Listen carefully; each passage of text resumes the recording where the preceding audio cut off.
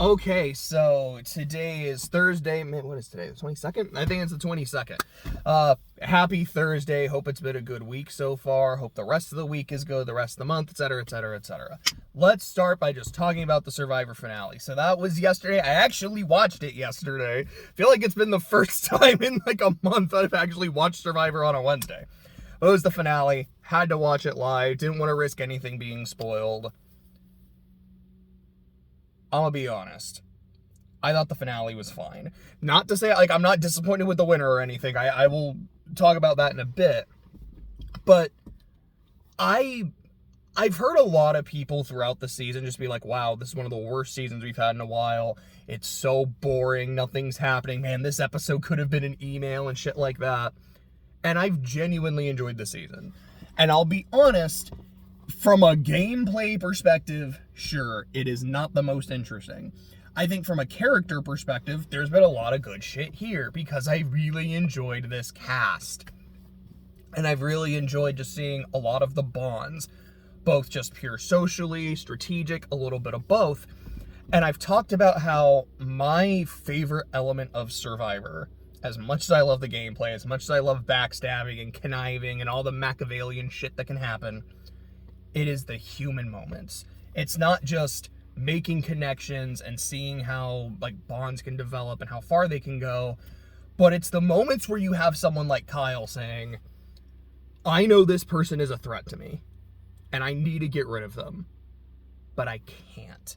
Because I think it was a few episodes ago where he's talking about Joe. He's like, I've shared things with Joe that I haven't shared with anyone else out here. I have made such a genuine, deep, personal connection, and I feel like turning on him now is a betrayal to everything we've done, and that might completely fuck up my game, but this feels more important to me. Or here in the finale where Camilla is saying at like final 5, she's like, look, I know that Kyle is a threat. I know that he and I played basically the exact same game, and he and I cannot sit next to each other. It's not necessarily that I can't beat him.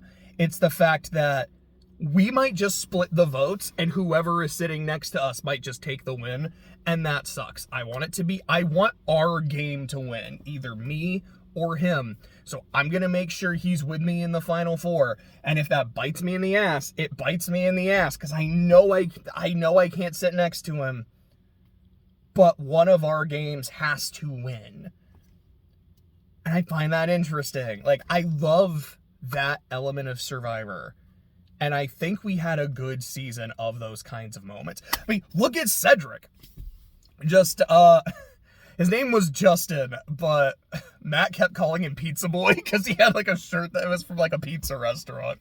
But it was Justin's elimination where Cedric votes for Say again, and then has a chance to either eliminate Say or Justin, and still chooses to keep Say, even though he wrote her name down twice, because Justin was the one who lied to him. It's such an interesting moment, and I just love shit like that. So I enjoyed the season a lot. The finale was okay. I don't know, I guess just kind of going beat by beat, Final 5 felt really low-key and underwhelming. Like, no one was really, I don't know, to me, like, no one was really doing a whole lot. The challenge was great. Like, I loved seeing Camilla make her comeback. I was like, okay, so Joe lost. Joe is vulnerable because Eve is going to play the idol for herself unless they, like, overthink it and think it's going to go for Joe, so they, she plays it for Joe. But no, Joe doesn't get any votes. It's time to get rid of Mitch. And I'm sorry, I mean no disrespect toward Mitch, but I had said this in my CTT notes last week, because I hadn't seen Survivor when I watched the episode. It's like, there's something inherently really funny to me about a player going, why is no one making a move? I'm playing with a bunch of dummies, when he had an opportunity like the previous round to make a move and didn't. And the audience watching is like, dude, why are you not making a move? And it's just kind of funny to me. And then here he's like, okay, guys, we have our chance to make this big move. Y'all with me? Nah. I don't know. It was a nice send-off for him. Like, it was done, like, very sweet and very respectfully. But, I don't know, it just kind of felt underwhelming, I guess. So then we get to the Final Four, and it's the Samotion Challenge, which is a classic, and I'm looking at this thing like, dude, I would be so fucking bad at this challenge. My hand-eye coordination is terrible. I get distracted super easily. I have cerebral palsy, so, like, I would probably just not be able to catch the ball the first time. It would just, like, bounce off my finger. Like, man, this thing looks like ass. But Kyle ultimately wins the challenge. And he had promised Joe, I'm going to take you. And Camilla, before the challenge, had told Kyle, like, look, it's got to be one of us at the end. It can't be both of us. Which Kyle, it sounded like, was already kind of leaning toward, yeah, I don't think I can take Camilla with me. Like, I have to play her in fire. Like, someone else has to beat her in fire. But it ends up being Camilla and Eva in fire. Eva is struggling a lot on the beach. And she has a conversation with Joe, and he's able to calm her down and give her some tips. And again, it's just one of those really beautiful moments, like these human moments. And I had been saying all season, my prediction is that Joe and Eva were going to go into Eva was going to beat Joe in fire. And it's not what happened. Or that, like, Joe was gonna completely, like, fuck up his game for Eva. Like, he was gonna win immunity, but he was gonna give it up to beat Kyle. And, like, Eva was gonna get to go ahead, like, something like that. And that just never really happened or came to fruition. But that's not to say their bond was, like, ingenuine or anything like that. Like, again, like, I absolutely loved it. I was just kind of hoping for that, like, big, huge sacrificial moment. Because there were several moments throughout the season where Joe would say, like, yeah, I would tank my game for her. And he did offer, like, I will go to fire instead of you. She's like, no, I have to do it. So Camilla's just not able to get a spark. Eva takes fire pretty easily. And then we have our final three. And one thing I should say when it comes to the Final Four is I think what's really neat about this season in particular is it was about duos. You had two very opposite ones. Joe and Eva, the very public duo, the very strong social bond duo, the duo who says, we're going to take each other to the end, no matter what, let's go for it. Then you have Kyle and Camilla. While they definitely seem like they have a genuine bond, it was a more like strategic connection. You have the fact that they are this undercover duo that genuinely no one knew about, I guess, except David.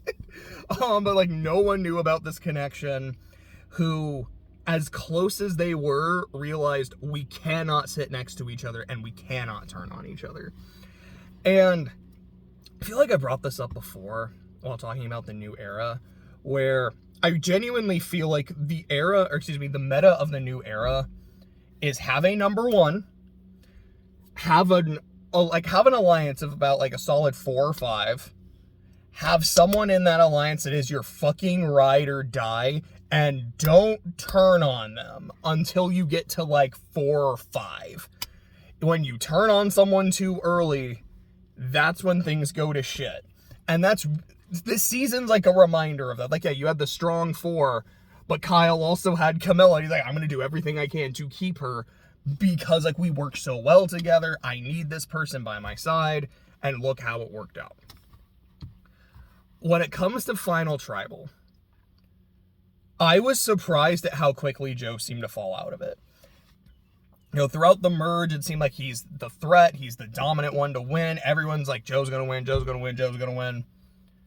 It didn't seem like he was really asked a lot of questions, or like it seemed like the jury just kind of stopped being interested in him. And I think he didn't do a good job of selling his game, which was like, yeah, like I was this physically dominant force. I was also the head of the dominant alliance.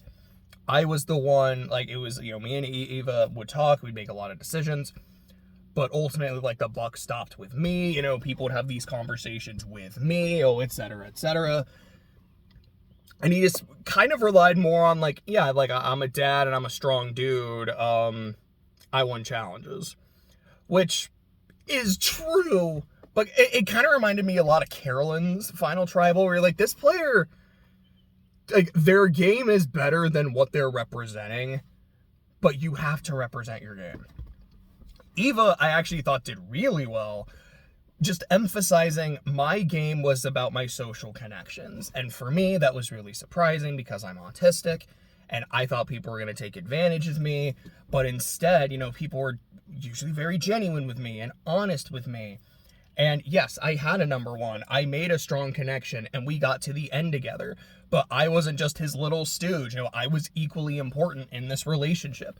As people said, you know, Shaheen was the brains, Joe was the brawn, but I was the heart. I was the one that really, like, kept these bonds. You know, I had this advantage. I had a safety without power. I didn't play it because getting my alliance through a vote was more important than keeping me safe. It's like, I thought she did a really good job. And then that moment, though, when they're kind of talking about the Shaheen vote, and Camilla from the jury looks at Kyle just, I got you. That was hype. That was so good, because you could almost kind of feel it, like, Kyle's still in this. Going in, it very much felt like this is Kyle's to lose. But hold on, like, Eva's making a good push. Eva's making a good claim. Maybe she could take this, and then I got you. Like, hey, Kyle, could you give us your perspective on the Shaheen vote? Yeah, so this is what happened. Joe and Eva are saying that this is one of their best moves because of what was going to happen. That was me. I did it. And it really shows how important that Shaheen vote was, because it's kind of like what Kyle and Camilla were saying in that episode. If we pull this off, Joe and Eva have no winner equity anymore. As long as one of us is in the final against the two of them, we beat them, because they have no credibility. They have no, like, power in the game anymore. We show that we were the ones in control the entire time. And I was hoping, and this, like, not in any way to disrespect Kyle, but I was like, Kyle played a really good game. I think he had a good final tribal, and he nailed it right there. Eva also had a really good final tribal, a lot better than I was expecting. Could this end in a tie? Because if it ends in a tie, Joe would be the deciding vote. He would definitely vote for Eva, and that would definitely, kind of that whole thing that, you know, it's like, I want to help her, I want to move forward. Like, if there's something I can do for her, I'm going to do it. Like, oh, maybe that's how that'll come back, and, like, we'll get, like, some real good, like, narrative payoff from that. Yo, that'd be crazy. Oh, that didn't happen. It was just Kyle took it. It was a 5-2-1. I'm really glad all three of them got votes. Excuse me. And again, I say that with no disrespect toward Kyle. It's just like, from a narrative perspective, that would have been crazy. But also from a narrative perspective, I think Kyle played a fantastic game. We do see, we kept hearing about how important his connection with Camilla was. We're this undercover duo. No one knows about us. Like, once or twice an episode, it would get brought up. You would see how they were working things, how they were doing things. And ultimately, it feels like it was that connection that won him the game. Because it was their connection that got the Shaheen vote going. And that was what really, like, turned the jury in his favor. So I think it worked very well. I kind of just left after the finale. Like, I watched a little bit of the reunion. I was like, I'm gonna go, like, take a drive and hang out with Clay for a bit. So I did see the preview for 49. I don't know, I'll watch 49 when it happens, obviously. You know me, I love my Survivor. I think that's kind of about it that I want to say about the finale. So I don't know. I'll just make this a separate video. I was wondering, like, should I do this as a CTT or separate? I'll just do it separate, even though I did, like, a CTT intro. Oh, well, I'll stop this and then do the regular video after.